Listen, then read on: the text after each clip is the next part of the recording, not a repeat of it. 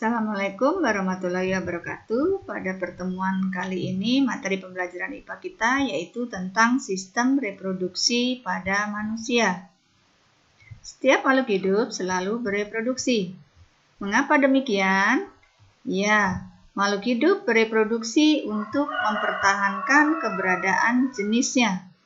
Begitu juga dengan manusia. Proses reproduksi diatur oleh suatu sistem yang disebut dengan sistem reproduksi. Pada materi sistem reproduksi manusia kali ini, kita akan membagi menjadi 5 sub materi yang akan dibahas.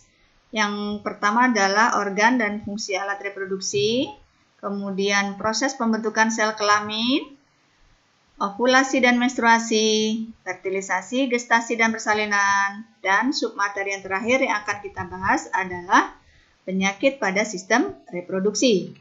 Untuk pertemuan kali ini yang akan kita bahas adalah yang pertama yaitu organ dan fungsi alat reproduksi. Pada submateri ini kita akan membahas dua, yaitu organ reproduksi pada pria dan organ reproduksi pada wanita. Kita mulai saja dari organ reproduksi pada pria. Secara garis besar, organ reproduksi pada pria ini digolongkan menjadi dua, yaitu organ reproduksi bagian dalam dan organ reproduksi bagian luar.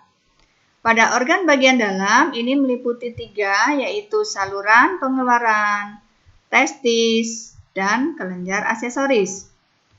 Pada saluran pengeluaran, ini ada 4 saluran, yaitu epididymis, kemudian vas deferens, saluran ejakulasi, dan uretra. Sedangkan pada kelenjar aksesoris, ini terdiri dari 3 kelenjar, yaitu kelenjar Koper, kelenjar prostat, dan vesikula seminalis. Dan untuk organ bagian luar, ini hanya ada 2 organ, yaitu penis dan skrotum. Baik, kita bahas mulai dari organ bagian dalam yang pertama, yaitu testis. Perhatikan struktur organ bagian dalam. Kita lihat yang pertama adalah testis. Ini ada sepasang, jadi jumlahnya ada 2 testis. Apa fungsinya dari testis? Ini testis berfungsi sebagai alat untuk memproduksi sperma atau spermatozoa. Nah, di dalam testis ini terdapat pembuluh-pembuluh halus yang disebut dengan tubulus seminiferus.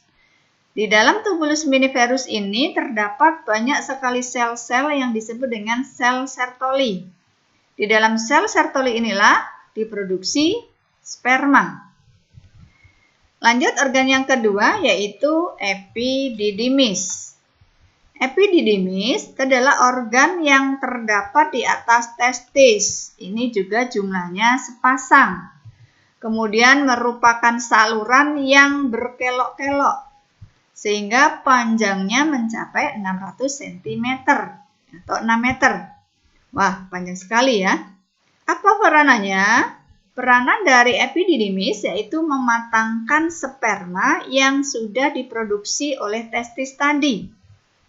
Nah, lanjut organ yang ketiga yaitu vas deferens.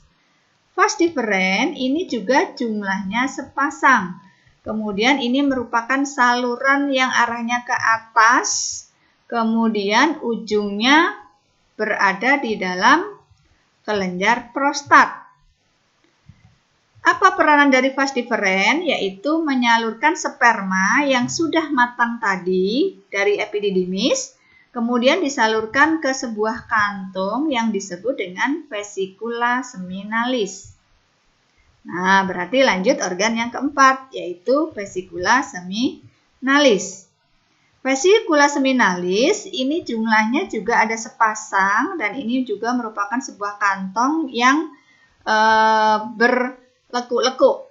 Dindingnya ini mensekresikan cairan kental yang berwarna kekuning-kuningan. Kemudian cairan ini mengandung mukus atau lendir. Terdapat gula fruktosa, ini sebagai energi untuk menggerakkan sperma dan juga mengandung enzim, vitamin, dan hormon. Yang berikutnya adalah saluran ejakulasi. Ini adalah saluran pendek karena hanya menghubungkan antara vesikula seminalis dan uretra. Jumlahnya juga sepasang. Yang berikutnya adalah uretra. Uretra ini jumlahnya hanya satu. Ini terdapat di sepanjang penis. Kemudian di ujung uretra ini terdapat lubang yang fungsinya untuk mengeluarkan urin dan juga mengeluarkan air mani. Yang berikutnya adalah kelenjar prostat. Ini jumlahnya hanya satu, terdapat tepat di bawah kandung kemih. Kemudian pada kelenjar prostat ini mensekresikan getahnya secara langsung ke dalam uretra, yaitu berupa cairan encer yang berwarna putih seperti susu. Nah, di dalamnya ini mengandung enzim dan asam sitrat sebagai nutrisi untuk sperma. Yang berikutnya adalah kelenjar Koper. Kelenjar Koper ini berada di bawah kelenjar prostat. Jumlahnya juga ada sepasang. Kelenjar Koper disebut juga dengan kelenjar bulbu uretra. Tugasnya adalah mensekresikan getahnya ke dalam uretra, kemudian di dalamnya ini mengandung lendir yang disebut dengan mukus, fungsinya untuk menetralisir urin yang bersifat asam. Lanjut ke organ bagian luar, yaitu penis. Penis ini di dalamnya terdapat uretra, kemudian di dalam uretra tadi fungsinya untuk mengeluarkan urin dan juga mengeluarkan sperma. Dan yang terakhir adalah skrotum. Apa itu skrotum? Yaitu organ bagian luar yang berupa kantong. Ini melindungi testis, sehingga testis tadi dibungkus oleh sebuah kantong ini tadi yang disebut dengan skrotum. Baik, itu tadi adalah organ-organ yang terdapat pada pria. Kita lanjut organ reproduksi pada wanita. Apa saja organ-organnya? Kita lihat, ini adalah struktur dari organ reproduksi bagian dalam wanita. Apa saja organ-organnya? Kita lihat, ini ada 6. Kita lihat, yang pertama ada serviks atau leher rahim, bagian ini. Kemudian ada ovarium atau disebut dengan indung telur. Kemudian ada corong infundibulum, kemudian ada tuba fallopi atau ovidu atau disebut juga dengan saluran telur, kemudian ada rahim atau disebut dengan uterus, dan yang terakhir adalah vagina. Kita bahas dulu yang pertama tentang ovarium. Sama dengan organ di pria, testis, ovarium fungsinya di sini adalah memproduksi sel telur atau ovum. Jumlah ovarium ini ada satu pasang, yaitu kiri dan kanan. Selain berperan menghasilkan sel telur, maka pada ovarium ini juga dihasilkan hormon wanita, yaitu hormon estrogen dan hormon progesteron.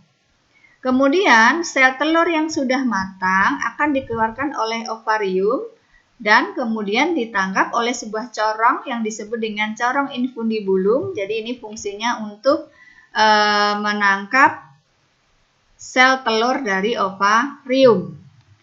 Yang berikutnya adalah tuba fallopi atau oviduk.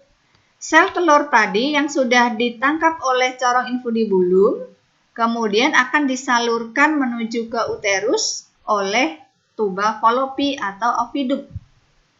Nah, selain menyalurkan sel telur, maka ovidu ini berperan sebagai tempat terjadinya fertilisasi atau pembuahan.